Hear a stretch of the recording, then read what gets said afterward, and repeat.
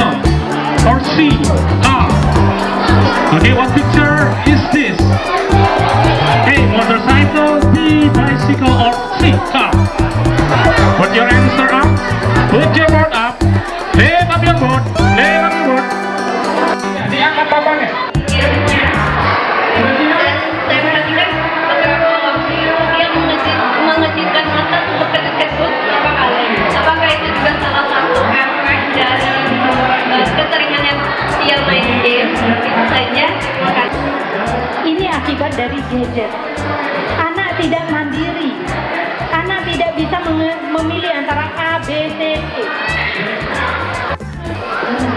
Ibu, anak saya mau nggak pede ya Bu ya. Kenapa ya Bu? Oh nggak pede. Baik. Ibu, anak saya tidak bisa sehat dengan di sini dengan mengalihkan dari gadget. Itu adalah salah satu cara dengan membacakan dongeng. Kenapa? Besok anaknya pengen mana buku yang lainnya. Bisa majuin anak-anak kan. Apa yang setelah didapat dari ikut acara ini?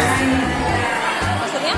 Yang apa yang sudah didapat dari acara ini apa seputar pengetahuan atau? Ya, kan ikutan penasehat. Jadi dikasih tahu sama dokter sedikit-sedikit soal kandungan gula atau apa gitu. Ini apa pengetahuan dari dokternya.